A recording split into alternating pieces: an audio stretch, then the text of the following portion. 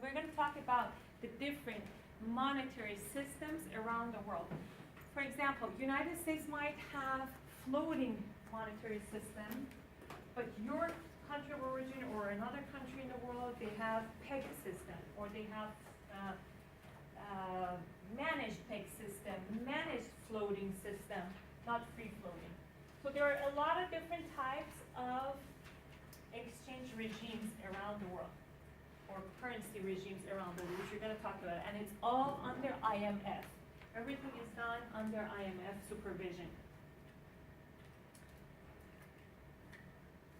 Remember, we already talked about this, about China. I told you guys that President Obama's administration, they put a lot of pressure on Chinese currency to appreciate the currency, but it didn't happen. And they kept it artificially low in order to help them take advantage of export purposes, right? Because if they appreciate, now let's go back. How is basically, we talked about this, how is the currency value established? How do you know dollar currency should be strong, value of dollar should be strong, or value of British pound should be strong, and the other currencies are, for example, weak? Demand. Exactly, we talked about this, right? Very good. It was demand. So whatever the higher the demand, stronger the currency will be. Now, that's why United States administration was not happy about Chinese keeping their currency low, because the demand was already there, right? So there is a lot of demand for Chinese currency. Why are they keeping it low? That was the problem. Because if you let it free float, as we said, then it has to base on supply and demand, then it has to appreciate. Why do you keep it low? Now, let me show you. This is basically, if you think about this,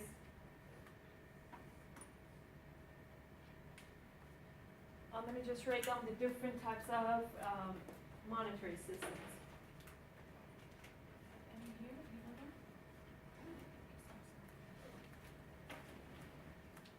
Can you guys see it or no? No? Free floating, can you guys see it? No?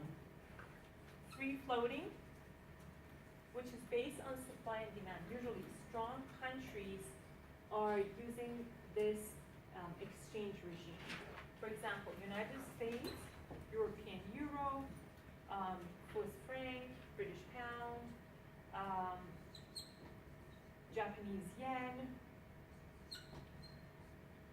Brazilian real.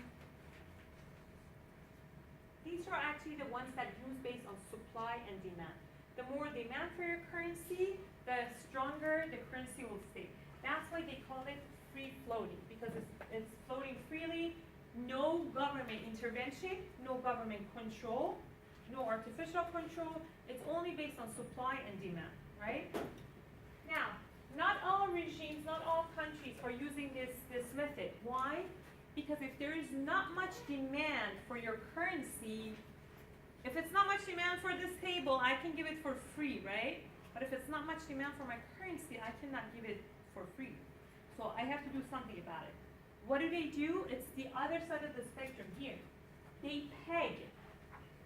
Pegging is a very common phenomenon that a lot of small countries are doing, which means fixing. So small economies, small countries that there is not much demand for their currencies, they use pegging system. For example, let's say a lot of Arab Gulf nations, and including Jordan, they're using peg system. The reason is because they're pegging their currency to US currency. You're fixing it. A lot of African countries are using pegging system to peg to European euro, because they have a larger trade with euro. Arab countries, Gulf nations, they have larger trade with United States, so they peg it to United States dollar. Pegging means fixing, 100% fixing. Now, doesn't mean the value is the same, but because these strong currencies usually don't fluctuate too much. If you look at the currency of very unstable countries, let's say Venezuela, the currency is actually like this, going up, down, right? These countries, these currencies don't fluctuate as much. Their fluctuation rate falls within a certain range, like this. So what is fixed here is fixed to the range of fluctuation, not to exact value. For example, it's 2% up, 2% down, that goes 2% up, 2% down, that's it. In their own value, but the fluctuation range is very is stable. Now they keep it stable. That's what it is. Now, why should countries allow, strong countries, allow small countries to peg their currencies to their currency? It's because they have a lot of trade and a lot of investments in those countries. If you let it go, fluctuate too much, when it goes down, it's unstable for your investments. That's why they do allow them, but it must be under IMF's supervision and approval. So the strong country approves, IMF approves, and then they can officially peg it under IMF supervision. Now, these are the two extremes. The other countries around the world using different types of systems. Another one is here, which is managed. You guys can see it anyways. Managed floating. Sorry. Managed float is countries who let it flow, like India. They let it flow, but sometimes they notice that it's fluctuating too much. It's not good for their economy. It's going too low or it's going too high. It's not too much fluctuating like this one here, but it's a little bit because it's stable enough, but sometimes it can go a little bit higher than the range or a little bit lower. At that time, government intervenes and basically controls it artificially for a certain period of time, and then they will let it float again. So that's managed floating, which is a good example is India. From here, there is another type, crawling peg. Now, crawling peg is kind of pegging to strong countries, but you have your own range to fluctuate. They will give you a range. You don't have to follow exactly their range. If you need to go a little bit out of this range, you're allowed to. That's fine. If they're going up 2%, you need to go up 3%, that's okay. But you must be within the certain range. That's what's called crawling peg. The next one here, which China is using, China is actually using informal pegging strategy. So it's not under IMF supervision. IMF never approved it. It's not pegged to any special currency. It's informal peg. But what China is doing and how they kept their currency is that they look to a basket of currencies. The basket of currencies is this one basically. Every day, Chinese government controls it. Now, how they basically put value on their currency, they look into all of these strong currencies, average up, how much it goes up, how much it goes down, and they come up with their own version of currency. So it's not under IMF. It has not been approved by IMF.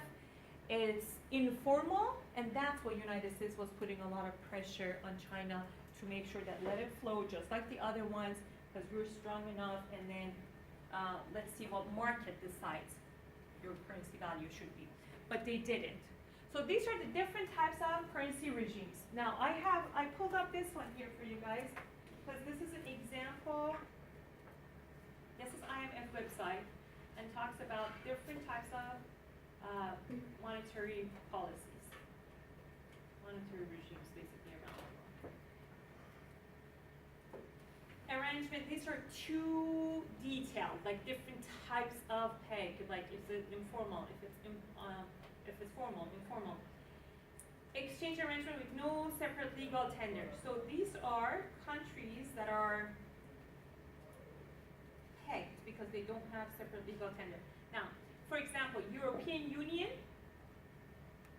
they don't have their own currency. They have a common currency which is based on a common agreement. Now, Macedonia, for example, has European euro with no legal tender of their own. That means they're pegged and they don't have any authority over their own currency. Whatever European Union dictates, they have to change it too. But they have their own currency. The name of the currency and value of the currency is not euro. Now, currency board, China, Hong Kong, China, you see we have it there. Currency board, it's, I'm going to give you a background how the currency board basically started. In 1990s, a lot of investors had faith in Thailand. So they put a lot of money in Thailand. Unfortunately, Thailand's financial system didn't have the right infrastructure. So these investors could not make the promised return on investment in a few years. What they did, they started pulling out their money one by one. So when they started taking out the money, so it's outflow of the currency, right? Therefore, the economy was stressed and then started going down, and it had a contagion effect. So it went throughout Southeast Asia, Thailand, and even South Korea, all other countries in the region. That actually, at that time, IMF came in to bail those countries out. But what happened was Hong Kong at the time, Hong Kong said officially that I don't need you to bail me out because I have enough reserve. However, what I would like to do is to change my currency to dollar, just Hong Kong dollar. It's not the exact same value, but it's called Hong Kong dollar. The reason they allowed to change it was because Hong Kong had more US dollar in their reserve than their own currency, than their own domestic currency. So they were allowed to change their currency to Hong Kong dollar, and that was called currency board. Board arrangements, currency board arrangements with another country that you can have. You can change your currency to Hong Kong, to basically to dollar or any other name. There are a lot of countries around the world that do use dollar as the currency. However, the value is not the same. It's just they're using the same name. Doesn't mean it's the same value. Now let's go over the history of the floating and fixing and pegging exchange rate systems. So I talked about this ones, but let me just tell you a little bit about the history. Historically, governments, countries fixed or pegged their currencies to gold value. That used to be always throughout the history because gold keeps its value, right? So all the currencies were only convertible to gold. After World War I, because countries needed to produce a lot of money, inject a lot of money to society, to the market, to support their war expenditures, inflation happened. So the value of their currency dropped, and at the end of 1939, right before World War II starts, they actually started cutting ties with pegging to gold value because their currency was too low in order to be pegged to gold, right? Because gold didn't lose its value. So they started cutting the ties, and then they started World War II. After World War II, what happened, they needed to again go back and think about what can we do about our currencies, right? It was war, they didn't think about it. After they're done, as soon as they were done, remember we talked about Bretton Woods Agreement, which was a meeting in northeastern United States immediately after World War II. A lot of countries, a handful of countries basically came together to make sure they can communicate in a civilized manner. Therefore, they established different international organizations, two of them, World Bank and IMF. So IMF at that time was established to oversee the currencies and monetary system around the world. So what they did at that time, because United States was very strong economy, they actually pegged all currencies instead of dollar to US dollar, instead of gold to US dollar. Now the only currency that was convertible to gold was United States dollar. So that's how it started right after World War II. That was the case until 1970s. And if you think about it, United States between those years, it was like golden years for United States, right? In the 50s and 60s especially, it was the best years of United States. And that's why you see baby boomers right now who are retiring because they worked in those years. So until 70s.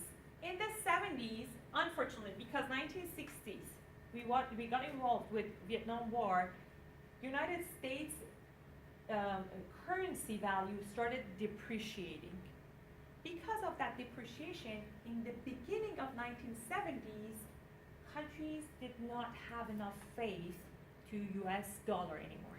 They wanted to have an alternative, basically, way to convert their currencies, not only to US dollar.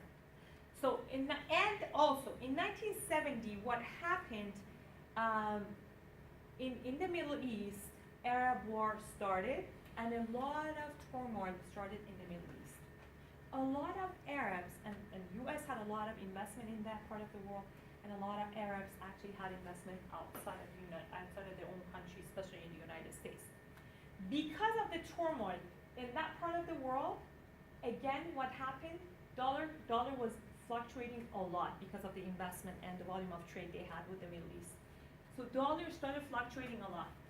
In 1973, your book says 76, I've seen 71, 73, 76. In Jamaica, they actually got together, and it's called Jamaican Agreement. Jamaican Agreement actually basically abandoned all the pegging system in the world, whether it's to gold or it's to dollar, to anything, right? After that, so all countries' currencies at that time started floating freely. After that, based on IMF's policies, if you want to peg your currency to another currency, you can do it basically based on an agreement with IMF supervision. So it was not a mandatory, basically, policy that everybody has to be pegged to US dollar or to gold value. Right now, all countries' currencies are floating freely, but if you want your currency to be more stable, you can actually peg to a stronger country with their agreements and with IMF supervision. So that's how basically the whole thing started, and that's why right now we have different types of monetary regimes, monetary systems around the world. But initially it was always gold for many years. This was because to stabilize their currency for trade balance.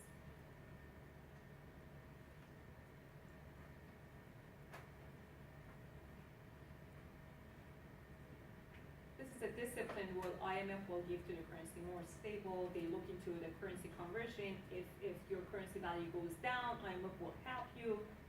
Now, we talked about this. How does IMF help you? You guys remember, IMF, first of all, is the last resort to offer you help, right? Which is lending money. So how does IMF get its money to help you? Anybody remembers?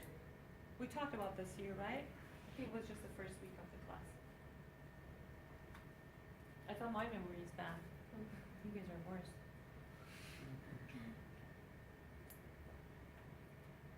So first we talked about the system of IMF. IMF actually lends money, but how they get the money is based on the quota. They have a quota premium. Just like insurance, the bigger your house is, you have to pay higher insurance per month. That's the way it is. They have annual quota that the bigger the country is, they pay more. And that's how IMF has its own reserve, and it can help other countries when at the time of need. Now, IMF has its own currency, which is called Special Drawing Unit. They call it SDR, I think, but it's the Special Drawing Unit, which is only convertible to US dollar.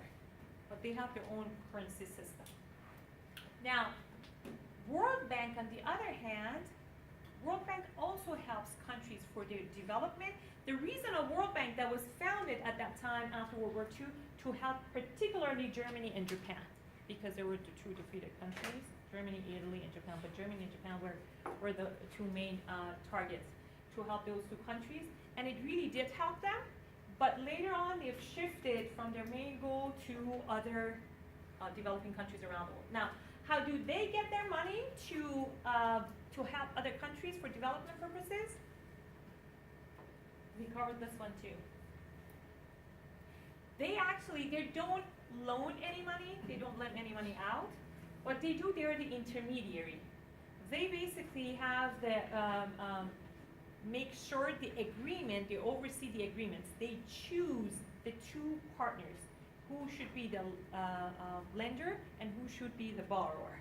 For example, United States to, I don't know, to Cameroon or any sub-Saharan African countries that needs right now currently, and based on the development of the borrower, World Bank will tell you how much the interest rate might be. A lot of times, it might be zero interest rate, but many times it's a very, very small minimum interest rate for the loan. There are a lot of critics about this, especially when it comes to World Bank, because critics believe that unfortunately World Bank's expectations is unreasonable, because World Bank says, for example, you need to build airport in 5 years in whatever region, right? It's very unreasonable because they say, critics say, the ones that are especially very familiar with Africa, they believe there is no way you can build in 5 years an airport in that region because the country doesn't have roads. There is no electricity in that part of the country.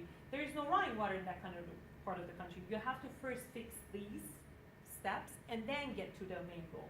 So that's why a lot of critics are basically fighting against World Bank, that it's just using its name for good purposes, but in reality, there is no such a thing. Now, very recently, within the last 8 years, China started its development bank for emerging markets.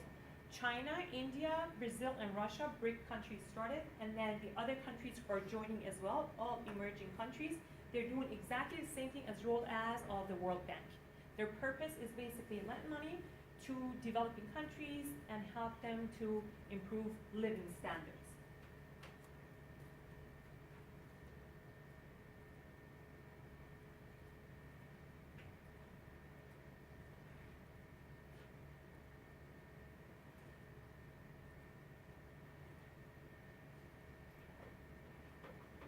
These are the reasons dollars started devaluing in 1970s.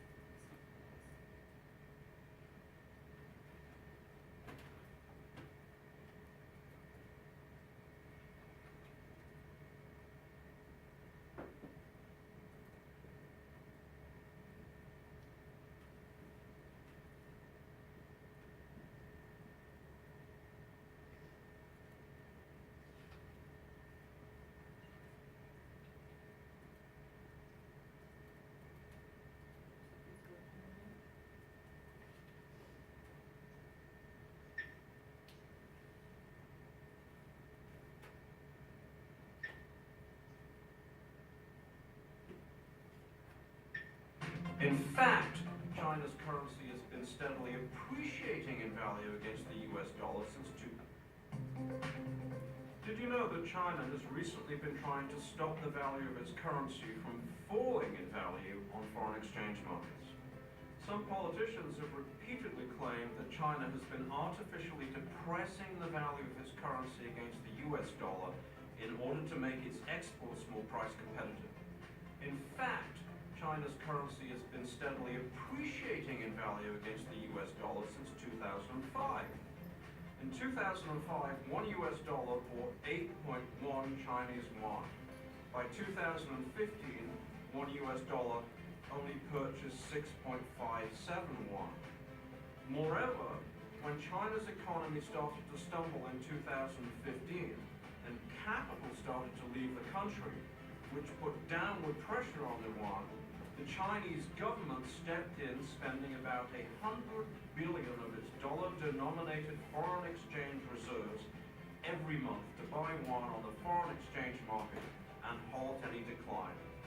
China, it transpires, was doing exactly the opposite of what the politicians were claiming.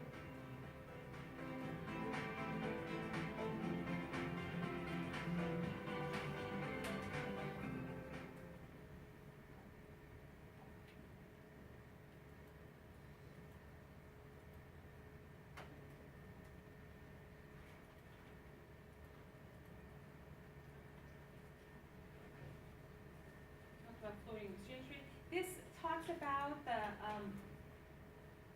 which one is better? Fixed exchange rate is better or floating exchange rate is better? Floating exchange rate does allow more authority, of course.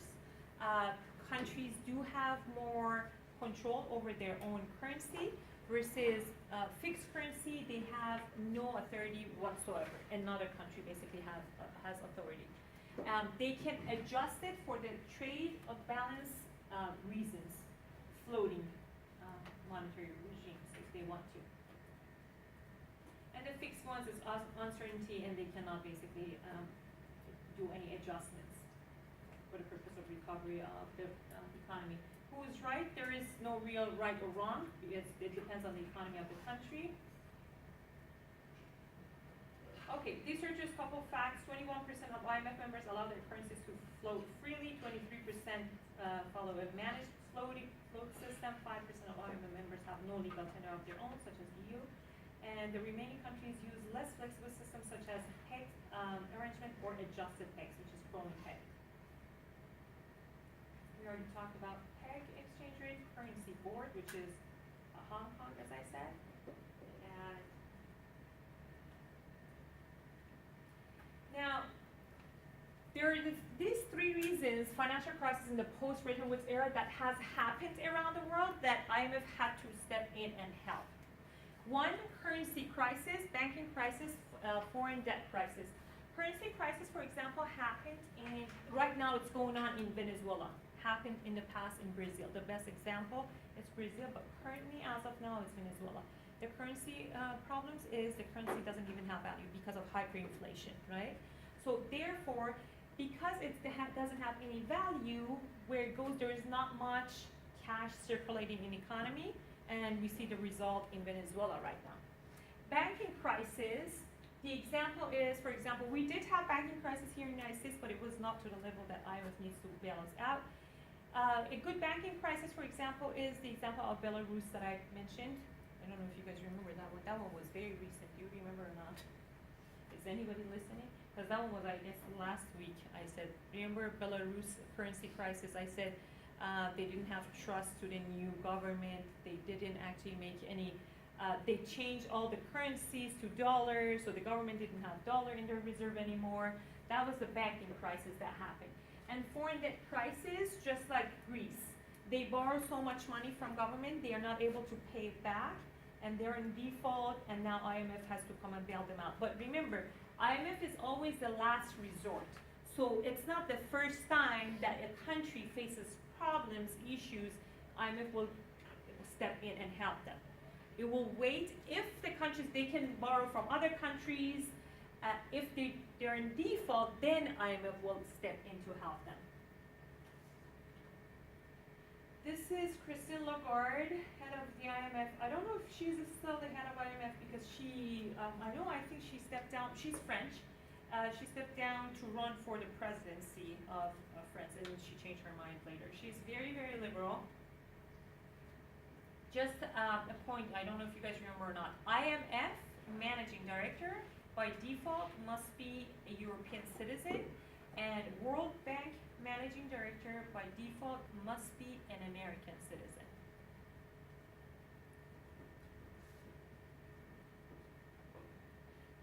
These are the critics that a lot of countries have about World Bank and International Monetary Fund. Now, because they believe one size should not fit all approach, it's inappropriate policy. Now, let's see what is their complaint. These are the complaints. Inappropriate policies, basically expectation is unrealistic and one size does not fit everybody. Moral hazard is when you bail countries out and they know that there is someone, an entity to bail them out, they take a lot of riskier investment. They actually invest in riskier businesses, which is moral hazard. When they fail, they don't deal with the consequences personally. The country does, and somebody else, another entity comes and bails them out. That's basically moral hazard, which exactly like happened here in the United States under my favorite administration, President Obama, which I disagree with a lot of things he did, unfortunately. One of them was to bail the big companies out. for example, if you guys remember, he paid a lot of money to stimulus packages to GM, for example. At the same time, which it was never on the news, exactly the same time, Germany was doing the same thing. But it's very interesting. Germany was doing bottom up, and we were doing top down. What Germany did, Germany actually issued vouchers for people who wanted to actually buy a car for 3,000 euros. If you want to buy a car, you can actually trade your car and we'll give you a voucher for 3,000 euros. A lot of people did. 3,000 euro is a lot, and it was a lot more at that time too because dollar value was lower than what it is right now. But what they did, they paid to individuals. They started from the bottom. And what happened? Same thing that happened here. The industry started working. The industry started circulating. But what we did, we ignored the people. Let's give to executives. And what happened? You guys remember, they went to Congress and they had to answer Congress. Where did they spend? Somebody bought a jet, yachts, right? I hope you guys remember. That was on the news. It was on TV. That's what happened to them, and that's what happened to Germany. So that's moral hazard. You do businesses that you shouldn't be doing because you know you'll be bailed out, but it's people's money, it's everybody's money. But when it's getting back to you, it's only yours. And lack of accountability. IMF has become too powerful for an institution that lacks any real mechanism for accountability. A lot of people in the United States, they don't believe in the existence of United Nations and other international organizations because they believe they're too big and they will have control over each sovereign nation. That is not true. Not that I agree with everything they're doing, but in reality, it's not true. Each sovereign nation has its own power and authority to do whatever they want to. There is no control over international organizations to control your country, anything you want to decide.